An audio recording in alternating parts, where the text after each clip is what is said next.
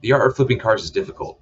Many of us fall into the trap of Finnegan economics, where a $5,000 Mustang turns into a $5,000 Mustang after $10,000 of cash has been thrown at it. We're not good with money. This is well known. But today you're in luck, my connoisseur of carcane habits. This is the Broken Axle Podcast. I'm Greg, this is Steven, and today we're going to be going over core concepts of how to turn your $1,400 shitbox into more than $1,400 shitbox. Most of us this last year and a half or so have gotten new project cars, or we've been looking at car prices going to gas, thinking, man, how can I make my own car better? And Steven here brought up a good idea about, hey, why not just make an episode on how to make your shitty daily less shit? So, Steven, take us away.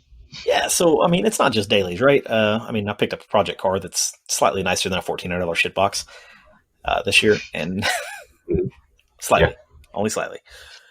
And this is really applicable to anything, really, as far as project cars. Obviously, if you're buying brand new cars, then, well, you're not really one of us anyway, so whatever, you do you. Probably mostly. But for the rest of us, we're buying used cars. Used cars comes with bumps, bruises, warts, and all that jazz. Aside from that, all these techniques are applicable in different degrees to cars on every end of the scale. And this is probably the only time I'm ever going to say this on the channel. Normally, every time we do one of these, I'm like, hey, I'm just saying what we would do. Don't be like us because we make terrible financial choices, which is true most of the time. But this time it's not. This is actually mostly a good financial choice. It's going to raise the value of a vehicle. Or even if you're not planning on selling, it's just going to make it a nicer thing to be in and around, and that's always a good day. So, starting off, easiest thing. When you get a new project, or if yours has just been neglected for a long time, clean the damn thing. I'm going to say it again. Clean the damn thing. I don't mean run it through your local $5 car wash, although that could be step one if it's really damn filthy. Open up all the doors, pull the seats out, actually clean up the fucking 10 years of McDonald's French fries crusted under the seats, get the fast food grease out of the armrest, all that jazz. It takes time, but really not any money. I mean, a shop vac, some rags, simple green, whatever you want to use. There's a ton of YouTube channels out there that talk about all kinds of stuff you can use to clean the interior, and most of it works. I've used everything from simple green, all-purpose cleaners, nice car wash stuff, down to like whatever's under your kitchen sink for cleaning your counters. Yep. Some of it's more successful than others, but use what you got. And for you day tours out there, this actually has some merit to it because I've actually been extremely lucky in 2001. I bought 2 vehicles for less than normal marketplace value, let's say, and I went out to Amazon and actually bought myself a steam cleaner and a rotary tool. Nothing name brand, all Chinese knockoff crap or whatever else, but good crap. So Chinesium, yep. And like a simple quart and a half steam cleaner can get out most of the gunk that your chemicals can't. Nobody thinks about it, but hot steam, 212 degrees, does blast away, gum and candy residue and pretty well. And not only that, but it can get into the cracks and crevices, and the little stuff makes the biggest difference. I actually have on my Instagram page photos of before and after when I did a Honda Fit, and I bought the Honda Fit for $3,500, and I turned around and sold for $45,000, like I think a month later. Now I had wheels and tires on it too, and whatever else, because I was a knob and blah blah blah. But anyways, I turned around and flipped it. And I did the same thing for a Subaru back in the day. So like I said, for your day tours, you can go out and buy all that stuff. But for your day one, folk, a good wash and wax, a good top coat, and then just get yourself interior wipes and start wiping things down, removing the seats, making sure there's not any loose change rolling around, especially like mouse poo, like stuff like that's pretty easy to kind of, it obviously shouldn't be there, but like most people don't think like, oh, hey, let me go clean my cabin filters and make everything smell better. It also runs into the second group. One thing that I'm kind of anal about, you guys can insert your butt jokes here, but creaks and rattles, right? Obviously, if you drive a 90s F-body, you're going to have rattles that are built into the car anyways, but if you know that there's a plastic trim that's kind of flapping out there because it has a broken tab or whatever else, replace the tab. Can be a little bit of a knuckle buster to try to get those trim pieces and tabs and whatnot, and maybe you have to get into the online OEM parts to find them or whatever else. But typically, if you can find the part number, you can find the Chinesium on Amazon and find Yeah, the 30 pack that you need. that's a good one, really, because I mean, we've all been guilty of this, right? Snatch a door panel off, break a couple of trim clips, stuff like that. Just put the shit back on with 8 out of the 12 that should have been there, and go, that's good enough. And it kind of is most of the time because it'll work. But that is what leads to cars with a ton of rattles and squeaks and just random crap like that. And like Craig said, if you can find the number, you can find them cheap on Amazon or whatever your Chinese parts source of choice is. And yeah, replace all your clips that have broken over the years. And if you can't replace them, you can find some other ways to do stuff, right? There's little foam rubber single-sided weather strips. Those make a good plastic rattle quiet down. Find your rattle, stick a little piece under it. And stuff like that. It's cheap. It just takes time to find the rattle and then obviously fix the rattle. But it makes a car feel a lot nicer and more expensive, either more expensive than it is or was when it drives without rattling, and you can run over bumps without creaks and rattles. Now, this is kind of a car by car thing, but for the interior, pop out what comes out, as far as air vents, consoles, ashtrays, cup holders, any of that stuff, and clean under it. 99% of the time, it is filthy in there because no one's ever done this before. Interior lights, go ahead. No, the interior lights is a great segue, but it actually is a great segue. Another main thing that can make your shitbox less shitty is fixing the stuff that is broken on it. I recently acquired a 2010 RX-8 that the kid sold for me because he had not taken care of the paint. Both the windows weren't working and had some other issues here and there. It cost me $15 to buy the plastic gears to get the windows back to work, and probably about 2.5 hours of time to tear them apart, silicone them up, put the gears back in. But fix the stuff as it breaks. Don't just let it accumulate, because all of a sudden now you have a car that is running good and driving well, but AC isn't as cold as it could be. The windows don't work. You have peeling tint. I don't know if that's a thing nowadays, but it was a huge thing. Yeah, making your car seem really shitty. Yeah, that's a big one, right? Unless you drive something weird, like some of the weird German stuff where it's crazy expensive. Window motors, power door lock actuators, door latch cables, all that crap. For most stuff, if it's not something, Benz or something like that, is on Rock Auto. And if you're not shopping for regular maintenance parts on Rock Auto, you're doing it wrong. We're not sponsored by Rock Auto at all. Although if you guys want to hook me up, somebody from Rock Auto ever hears this, hit me. We will definitely sponsor some Rock Auto swag. We're here. But I'm pretty sure I've sponsored Rock Auto actually. Already. Like we're already sponsoring them. Yeah. But for real, if you drive something relatively normal, I can almost guarantee you that lock actuators, those little plastic clips that hold the door lock rod and door handle rods on, window motors, regs, all that stuff is cheap. I'm talking about $30-$40 in most cases.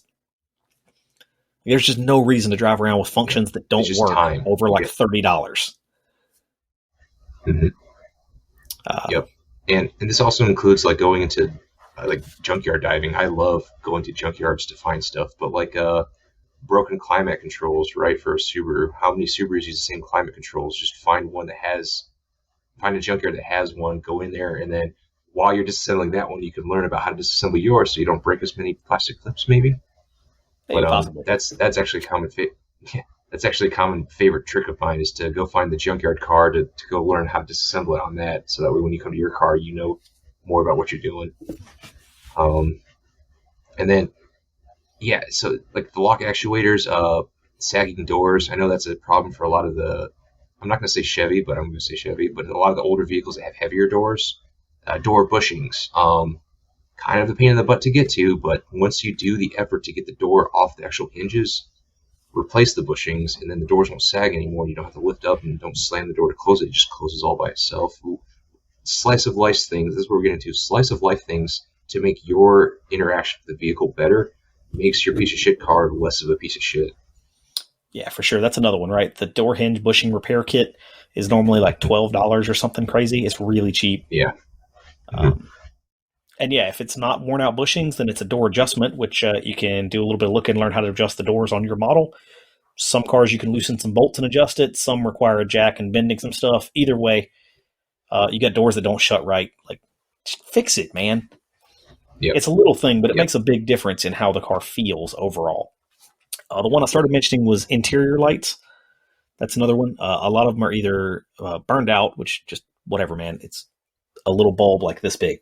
Just open the cover, put the bulb in there. If not that, they're yellowy and just old. You can get the LED conversions for nice bright white interior lighting for just a handful of dollars. Same thing, Chinese, I'm sure, but whatever. Brightens up the interior a lot, just makes it look a lot newer, more modern.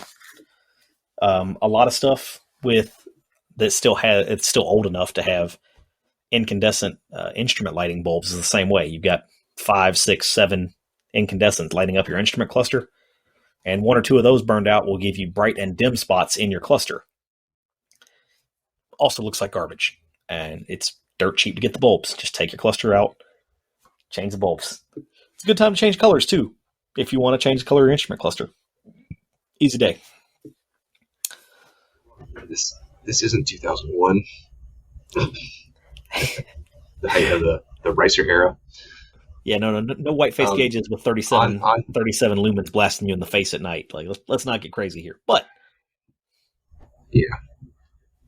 But so on the topic of lights too, we actually missed a big one. One of the biggest things for resale as well as for daily living, headlights and taillights. Polish them.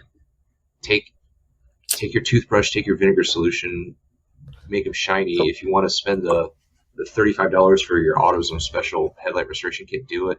I got the Amazon buffer and whatever else, and I actually use sandpaper and then take it up to 6,000 grit. I'm with Craig on this one. Polish them up, clean them up real good. Before you do that, though, hop over to Rock, see how much a set of factory headlights and taillights for your ride are. Yeah. A lot of times you might be shocked. I know for my Cobra, it's $33 for a brand new set of tails. It's also 20 years old. I don't care. I'm not polishing up a set of tails over $35. You know what I'm saying? There's a lot. There's a lot of wisdom to this for guys like. So on my hand, the RX-8 needed polished headlights. The replacements, I'm assuming, it's going to be above $100. Built-in projectors, full closed assembly, blah blah blah. Car's also not really that well supported, and unlike Stevens Mustang, which kind of has a bigger aftermarket, you can go to Depot Headlights and get your Spider style halos if you want it on them. If you don't have the option, don't do that for the love of God. Don't do that. Don't. Halos on non-BMWs just don't look good. They make halos for my truck. I don't know why you'd want that. That's another one, though, right? Those Chevy trucks, a lot of their headlights look like garbage, and a new set of factory ones are like $70, $80 for a set of 4. Yep. And it makes the truck look 1,000,000 times better. And in like 10 minutes of work. Yeah. And not that we really care about safety here, because safety fourth, but it is safer too. Your headlights, the beam's brighter, you can see better at night, blah, blah, blah. Also, typically, if it looks like you take care of your vehicle, the perception with police is a little bit better about he takes care of his vehicle. That's the straight nugget too. Yeah. But yeah, headlights and taillights, polish them up if you don't want to replace them. But before you put the work in to polish them, check the price. If you drive something common, you might be shocked at how cheap aftermarket or reproduction type replacements are. If you drive something like a Focus or a Honda Accord or something like that. Yeah. Hell, even your Civics, I think even the factory replacement ones are cheap enough. Just pop them in there. It brightens up the front and the rear of the car a lot. Like a lot. Yeah. And I should also deviate from the conversation a little bit. We're not ragging on people who have shitty cars here. Actually, me and Steven both kind of live in the market of 10K and below. To be honest, this is kind of where normal modifiers and enthusiasts live. And we get it, right? Maybe some of you kids out there who are just getting into the car arena, or, if you live in other countries out there and you don't have the option or don't have the funds to buy a nicer vehicle, we're not ragging on you for driving a piece of shit vehicle. I actually like piece of shit vehicles because $500 total in chemicals and a little bit of elbow grease over a couple weekends, and all of a sudden your piece of shit car is not a piece of shit. Now it's just a car, and oh my God, I can't believe you got it for this price. I get that RX-8 in the head for these tips and these points that we're making are all the things that separate a pile of shit from an older, well-kept car. Right. It's a huge difference in how the perception is. You see something, even if it is 20 years old with 150, 180,000 miles on the clock, that's, clean, nice headlights, nice tails, good coat of wax on it, that's just a nice older car. That's not a pile. Yeah. And I used to say this too when I had the Honda Fit, but like just because you own a cheap vehicle doesn't mean you need to treat it like it's cheap. Like, be bougie, go out there and treat it nicely, make sure everything's running like a top. And like, honestly, some of these cheaper vehicles, because they are cheap, less stuff is more likely to break on them, or less stuff is less likely to break on them, so they can stay nicer longer. And it's, 2014 Honda Fit, the thing is almost 8 years old, and I'd still prefer it versus a brand new car of the same segment, because why would I get something newer when everything works on it, right? That's a fair point. Yeah, and like with this RX-8 too, like I picked it up for fairly cheap, partly because the owner just wanted to get rid of it, but other part was just because stuff was falling apart and he didn't want to work on it. And now, I get compliments everywhere I go. Oh my God, I can't believe you got it for that price. What would you sell it for? Blah, blah, blah. Like, I'm getting offers on I'm getting offers on the vehicle that I fixed up, and, I kind of take pride in that. Now, note this, unless you have a red or a white 2009 or newer RX-8, it's not for sale. I'll trade though, because I don't like black. Black's hard to clean. Unless you have an R3, he'll make you a real good offer if you have an R3 for sale. Yeah, if you have a black R3, we'll talk. Come find me. Comments below. But no, but it's simple as that. So Steven picked up for those of you who don't know, he has an 04, 03? 03 Terminator, Cobra. Yeah. 03 Terminator Cobra, right? Mustangs from back then aren't relatively known for being the nicest vehicles. Like, I don't want to step on Steven's toes too hard here, but they're just... Oh, no, the interior is a flaming pile of hot garbage. Everybody that owns one that says otherwise is lying to your face. Yeah. So, like, things like peeling leather, the plastics that are brittle and falling apart, like, they're not the best to keep up, but however, just because you own it doesn't mean you can let it fall into disrepair. And if you have it nice, then it's a nicer, older vehicle you're taking care of. And this goes out with those is there's enough of them that reproduction parts are cheap. Like, I've replaced some plastics on the doors, lock cylinders, stuff like that. It's all cheap, it's readily available, and it keeps the car as nice as it can be. Now, it does squeak and rattle because it's an early 2000s Ford, and it squeaks and rattles. My truck's the same way. For you guys who own the 99 to 07 classic Chevy pickup trucks, which, by the way, good choice. It's the same thing. Aftermarket companies have pretty much covered you from anything you want to interior and exterior on it. Weather seals are a huge one because also you get the whistling doors. The door bushings are hard to do that. That's another one, right? For old cars that's cheap and easy and makes the car way better. Door seals. Getting the thing to be isolated from the outside so it's not windy or leaking water. I've seen that a lot on some other vehicles too. We have a friend of ours who actually just replaced some rubber trim, OEM piece, so it was not cheap, but, it made the front of the vehicle look awesome. Like, could not believe how just a little rubber trim on the outside of a windshield had got cracked and looked like crap. Yeah. Buy a brand new one, slap it on there, and all of a sudden that looks a million times better. Yeah, trim's a big one. Roof rails, for those of you that have those like black roof rail caps, for most cars, they come off fairly easily. If yours are sun-baked and look like garbage, get them off. Get them either painted, vinyl wrapped, or whatever, and back on there. Chemical Guys makes a VRP, and I think 3M has back to black, or is that 3M? Yeah, somebody does, Someone, and they work. It's Steve and I brought this up earlier. They don't last forever, and it's one of those things like when you do the wax on the paint, you should do the coating on the black trim piece too. But I have a video again. Honda Fit with faded black cowl pieces, whatever else, take the VRP, rub it on there. It's now glossy black and it looks, 10 years younger. Yeah. While we're up on the cowl as well, windshield wipers. A lot of them are painted black and then will eventually fade off into the shiny steel and rust. Take them bitches off, sand it down, repaint it black. Once again, a million times better. I'm the guy. I know I'm saying this, I'm repeating myself, but I don't care. Check on rock. Sometimes new arms are also like, in the case of my old man's got an 80s F-150. Mm-hmm. We just got new arms for it because new arms were $14 a piece. Yeah, do that. New springs, new hinges. It's just, sure, I could take the old ones down, clean them, grease them, paint them. I'm not going to for $14. And I wouldn't either. This is also assuming you're like me and have excess paint and the tools and stuff at the house, so it's just easier to take it off the shelf and do it real fast. am not ashamed to admit this. I have done that. I've cardboarded up the top of the car and tarped it up and then just left the windshield arms out just to paint them with spray paint. All right. But that's just me. All right. So that's been some quick tips for everybody to raise the value on your vehicles. If you got some more, leave them in the comments below. Hit us up if you think we're all messed up. Also hit us up. Let me know. We're over on Facebook. You can hit us up over there at the Broken Axle Podcast on Facebook. You can find me at Just Can't Drive 55. And Craig, you want to take us out? Mm-hmm. At nomadic.wheelman. And for those of you who are like me and kind of flip cars on the side, let me know your greatest victories and your worst tragedies.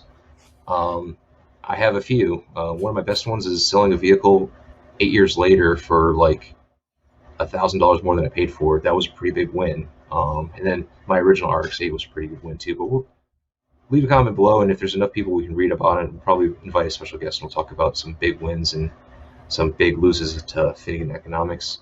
If you want some merch, I'm wearing our new hoodie now. Steven will have a link in the below in the description. If you're on YouTube, if you're on the radio, you can check us out on Facebook, and one of us will tell you where to buy this stuff. It has both our Mopar logo here. It's just generic muscle car, and then we also have a gear logo that has the broken axle with a busted fist on it, because that's what we do here. And for the rest of you listeners out there, leave a like, comment, subscribe, and hug your kids, call your mama, and go bust some knuckles. Take care.